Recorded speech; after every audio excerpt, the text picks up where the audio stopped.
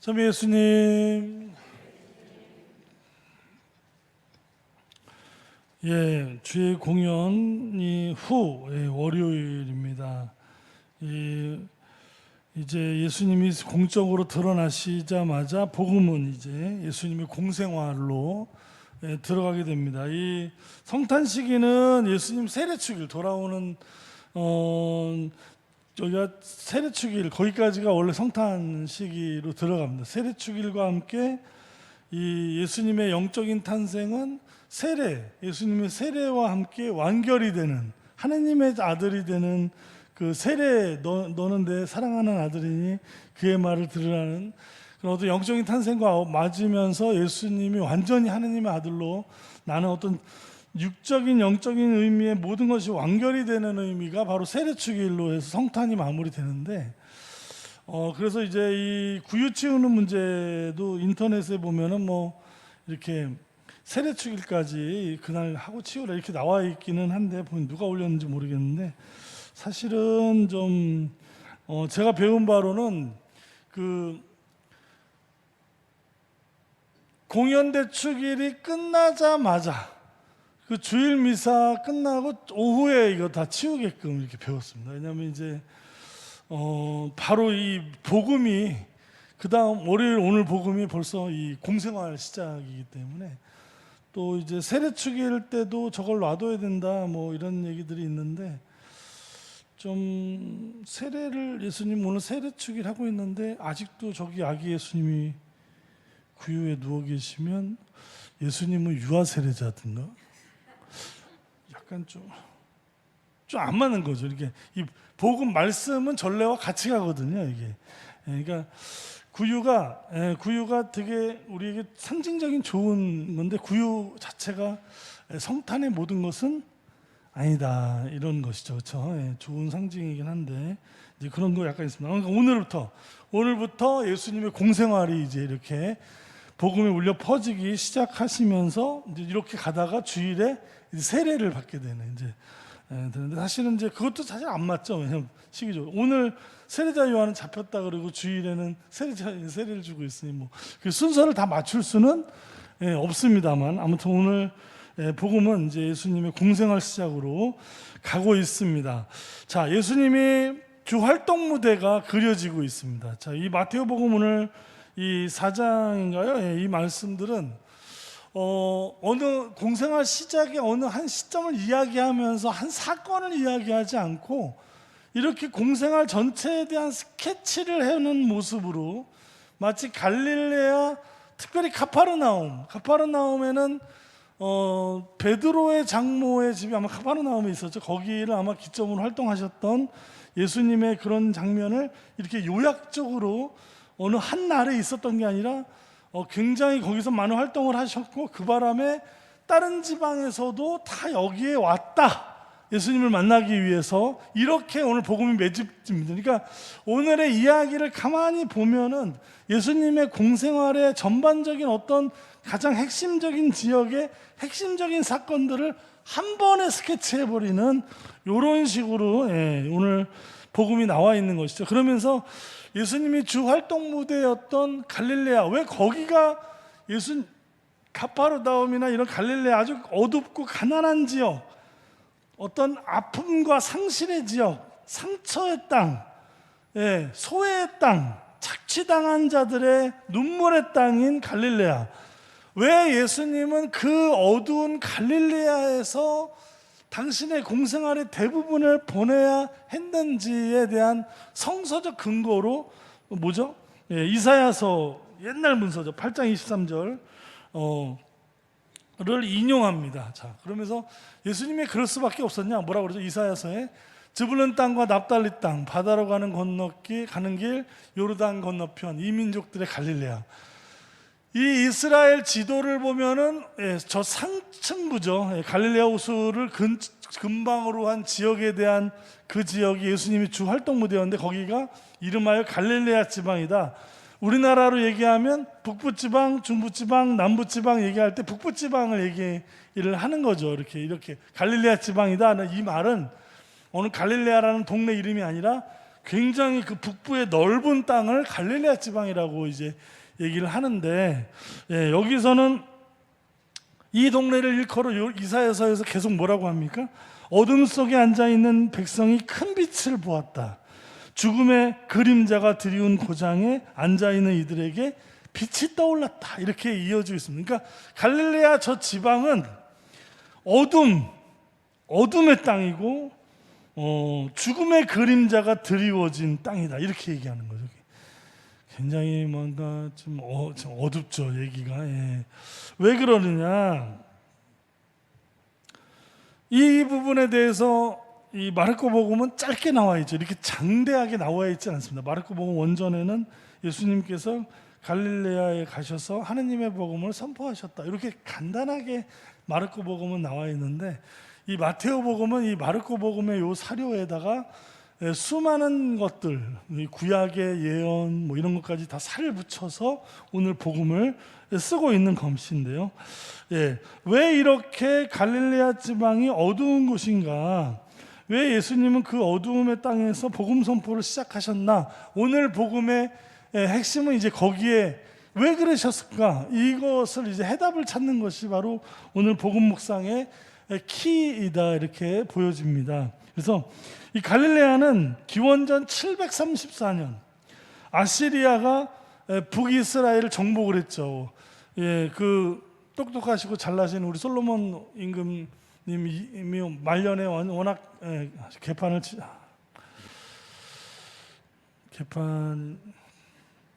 개판보다 훨씬 더 심하게 지셨죠. 그러면서 나라가 그 이후에 갈라집니다. 남부가 북으로. 너무 대단한 임금님이 너무 대단한 일을 하시는, 이 남북으로 그 민족을 다 잘라진 게 소련과 미국이 와서 자른 게 아니라 자기들끼리 치고받고 싸우고 하다가 결국은 남북으로 잘라졌다. 우리는 어쩔 수 없었지만 이 이스라엘 사람들은 지도부의 잘못이 얼마나 큰지를 역사상으로 보면요, 이 구약의 역사상 보면 이스라엘 임금들이 다 잘못해서 나라가 다 망가지는 거예요. 위에 그룹들이, 지도 그룹이 잘못하면서. 그래서 하느님이 열왕기 시작하기 전에 판광기 때 뭐라고 합니까? 사람들이 임금을 요구하자. 임금이 너희를 잡을 것이다. 하느님이 그런 말씀 하시지 않았습니까? 그러니까 진짜 그런 꼬라지가 벌어진 거죠. 역사적으로 계속 보면 이 그룹들이, 이 최상층부 리더 그룹들이 엉망진창인 거예요. 우상숭배 빠지고 막 난리치고 왕좌의 난을 일으키고 서로 죽이고 막 이런 일들이 벌어지면서 남과 북이 갈라지게 되고, 734년에 아시리아가 북이스라엘을 점령할 때 남유다는 안 도와줬습니다. 왜 안 도와주는 거예요? 도와줘야 되는 거 아닙니까? 이렇게 각자가 외세를 상대하게 되면요, 이깁니까? 집니까? 지죠. 몽고가 유럽을 점령할 때 어떻게 했습니까? 각계격파로 갔습니다. 연합 못하게 각계격파로 가면 다 이기죠. 이런 식으로 졌단 말입니다. 이 연합, 동맹, 이래서 중요한 겁니다. 이 살아남기 위해서는 약자들은 뭉쳐야 됩니다. 잘 뭉쳐서 막아내야지.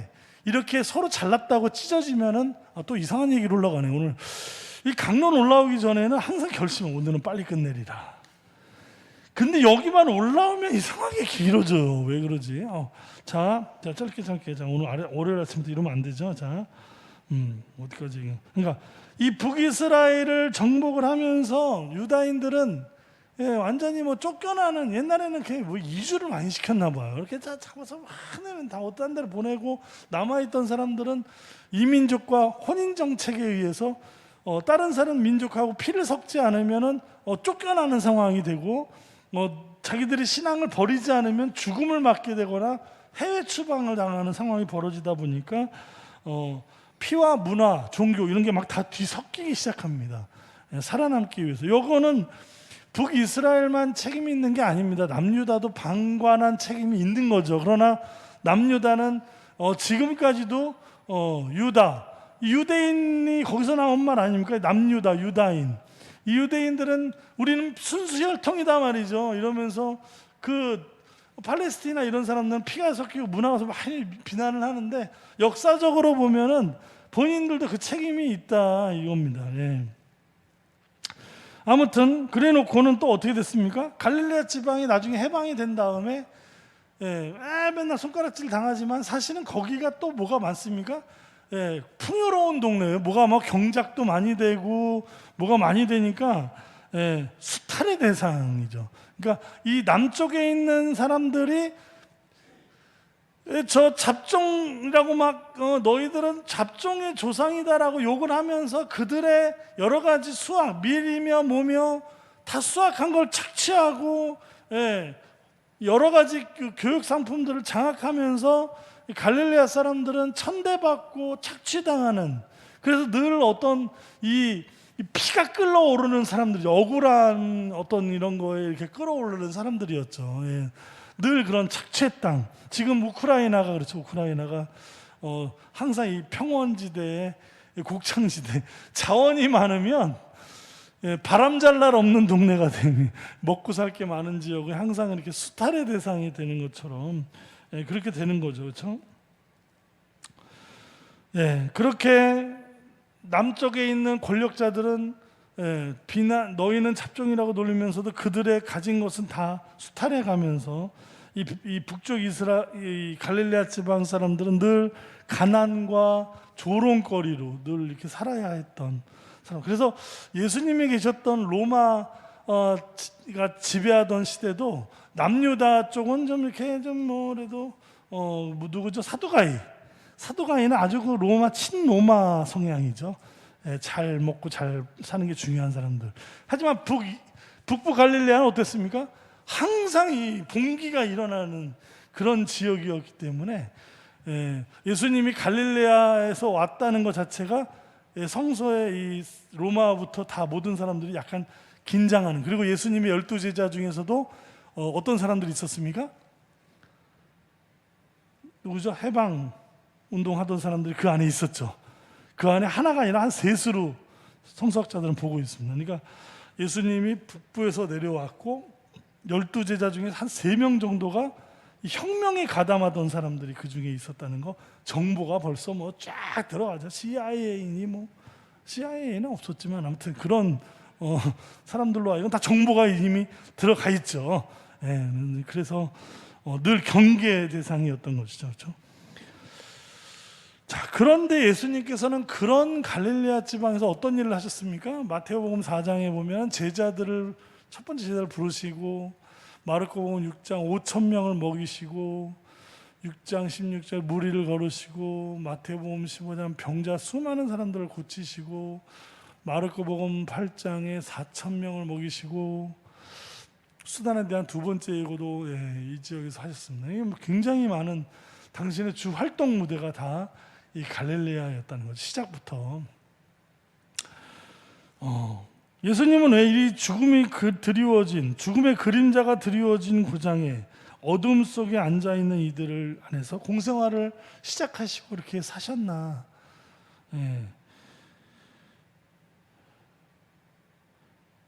그것은 그분의 탄생부터, 그분의 일생이 얘기해 주는 거죠. 그렇죠? 그분의 탄생부터, 그분이 저 가난한 구유, 정말 천박한 환경 안에서 가난한 부부, 요셉과 마리아는 산 비둘기를 바쳤다고 나오죠. 산 비둘기는 가장 가난한 가정에서 바치는 맞배에 대한 예물이 바로 산 비둘기 한 쌍이고, 집 비둘기. 부자들은 뭐죠? 염소, 이런 양 이런 걸 바치죠. 그런 가장 가난한 부모 밑에 가장 천박한 장소에서 아기로 오시는 예수님, 그리고 십자가에서 돌아가셨던 그분의 삶과 죽음 전체가 왜 갈릴레아에서 주 활동을 하셨는지하고 너무나 잘 어울리죠. 그렇죠? 제가 오늘 이거 아마 다 보셨을 것 같은데 이름이 성함이 뭐더라? 람베르트 노벤, 이분의 글 보신 적 있죠? 주님께서 말씀하신 글이 길어서 그 중에서 약간 제가 좋아하는 것만 좀 발췌했는데요.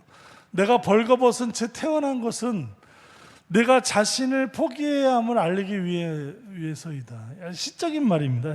문학적인 말.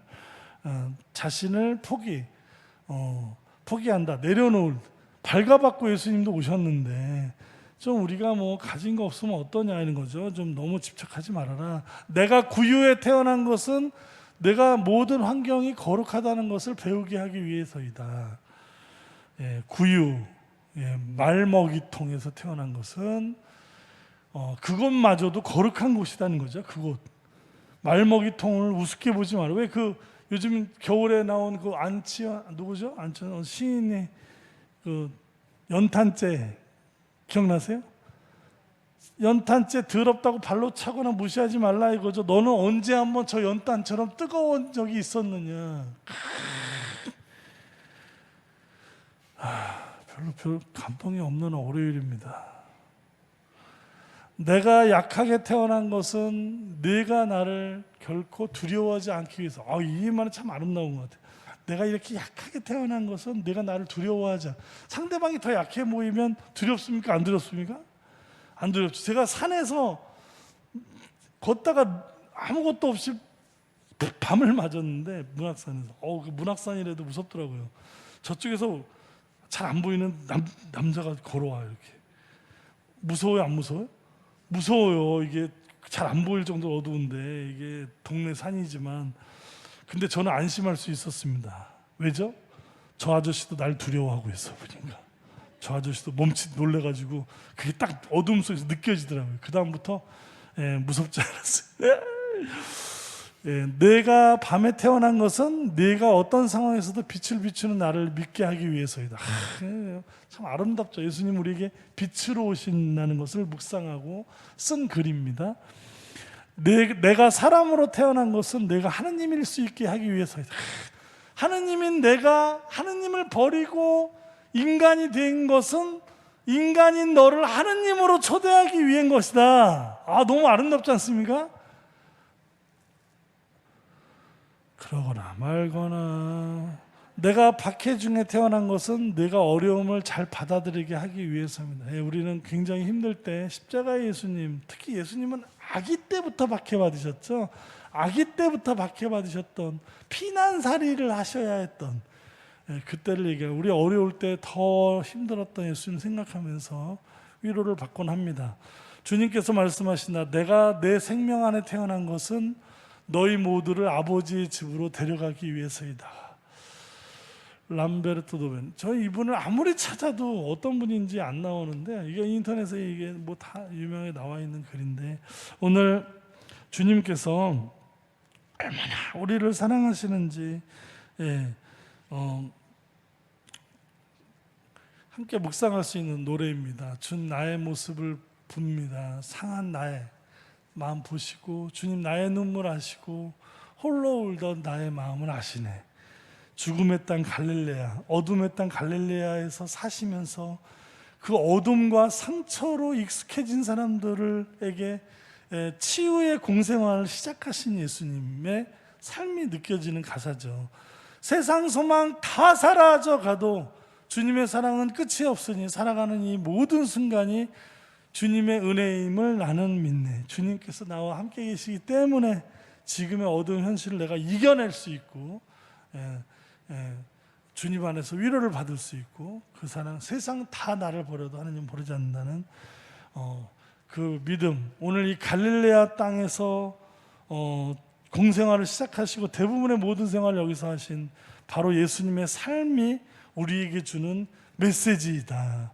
오늘 이 한 주간 시작 주님께서 늘 우리를 얼마나 사랑하시고 가장 가난한 모습으로 우리를 하느님이 되게 하시기 위하여 인간으로 오셨다는 그 말씀처럼 얼마나 우리를 소중히 여기시는지를 좀 우리가 느끼고 살 수 있는 그런 한 주간의 시작이 됐으면 좋겠습니다.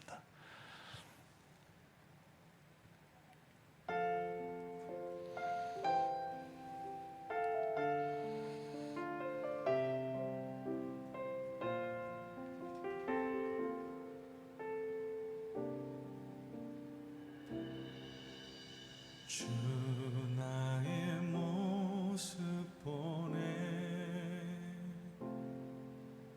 상한 나의 맘 보시네 주 나의 눈물 안에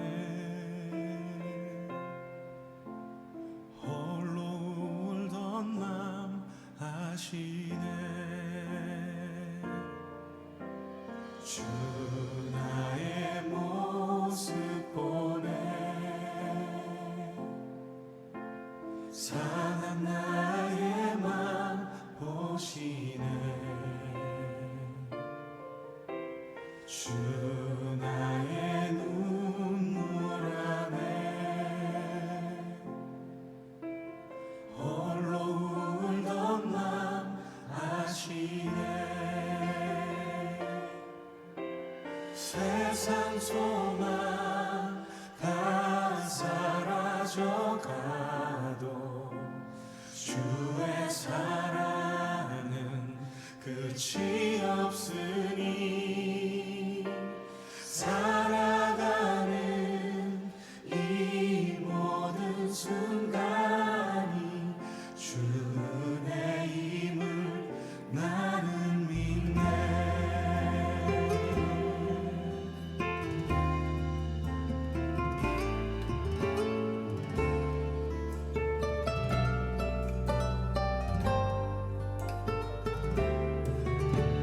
주 사랑 내게 있네 그 사랑이 날 채우네 주 은혜 내게 있네 그 은혜로 날 세우네 세상 소망 다 사라져가도 주의 사랑은 끝이 없으니 살아가는 이 모든 순간이 주의 힘을 나는 믿네 세상 소망 다 사라져가도 주의 사랑은 끝이 없으니 살아가는 이 모든 순간이 주의 힘을 나는 믿네 주의 힘을 나는 믿네